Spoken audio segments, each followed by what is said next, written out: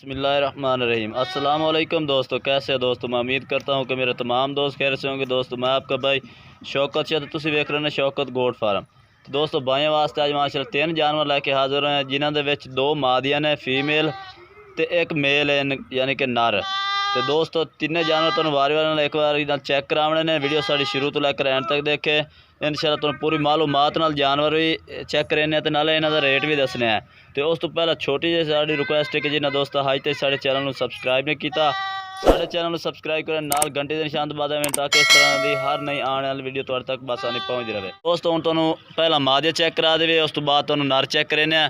तो दोस्तों पहले नंबर पर मादी चैक करो, माशाअल्लाह प्योर मक्खी चीने ज़बरदस्त प्रिंट दे विच माशाअल्लाह वाइट अख ते नकौड़ा तुसीं चैक कर सकदे। ये माशाअल्लाह दा फेस चैक करो, वाइट अख दे विच छोटे छोटे सिंगां दे कन्नां दी लंबाई चैक करो, चौड़े कन्नां दे विच लंबी गर्दन ते लंबी पूंछ दी माशाअल्लाह। ते इहदी उम्र भी तुहानूं दोस्तों दसदे जाइए 5 महीने दी ये मादी है। ये नाल दे नाल तुहानूं उम्रां भी दसने ते रेट भी दसांगे इंशाअल्लाह, तुहानूं पिछे रेट भी दसांगे, वीडियो दे नाल रहना। पहले नंबर वाली ये मादी आ गई। तो दोस्तों दूसरे नंबर पर मादी आ गए माशाअल्लाह कलेजी मक्खी चीनी। पहली दफ़ा ये घट वादी इस तरह प्रिंट लभदा है माशाअल्लाह, बड़ा ही प्यारा प्रिंट है। ये लाल मक्खी चीनी नहीं है, कलेजी मक्खी चीनी। तो दोस्तों इसकी लंबाई तुसीं चेक कर सकते हैं, माशाअल्लाह बहुत ही प्यारा जानवर है। लंबी पूंछ लंबी गर्दन तो नकौड़ा तुसीं चेक करो, तो वाइट अख दे विच माशाअल्लाह ये चेक करो, ये चेक करो माशाअल्लाह जी ज़बरदस्त वाइट अख ते लंबी गर्दन की मादी है।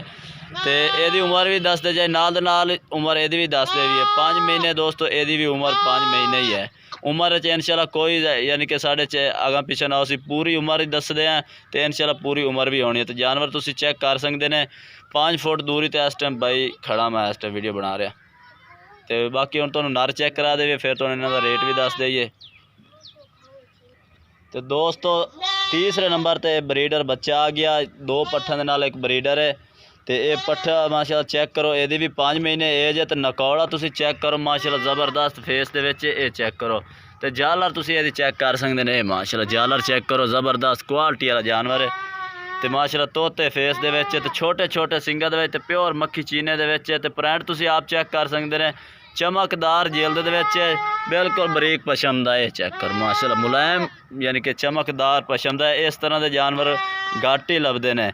तो माशाअल्लाह पूंछ की लंबाई भी चेक करो, तो ये खुद की लंबाई भी चेक करो। तो दोस्तों लंबाई ये खुद भी चेक करो माशाअल्लाह, बहुत ही प्यारा जानवर है। तो बाकी दोस्तों तुहानूं इन्हां दा रेट भी दस दईए। तो दोस्तों रेट भी दस दईए। कोई भाई बकरा ब्रीडर खरीदना चाहे अगर अकला तो 22,000 कीमत, अगर कट्ठे जानवर खरीदो तो 30,000 जोड़ी की यानी कि मादियां का रेट है। तो 22,000 बकरे का 52,000 रुपया बनता पिया। लेकिन प्यार मुहब्बत मजीद कर दे जो भाई अगर कट्ठे जानवर खरीद से। तो राबता नंबर अपना स्क्रीन पर 2 नंबर चल रहा है, उस तुसीं उन्हां ते राबता कर सकते हैं। अफजाल भाई भी अपने नाल ने, तो शौकत शाह जो अपना मेरा अपना नंबर चल रहा है, तुसीं दोवें राबते नंबर तो मंगवा सकते हैं। कारगोवाल पाकिस्तान में अपने को भाई मौजूद है।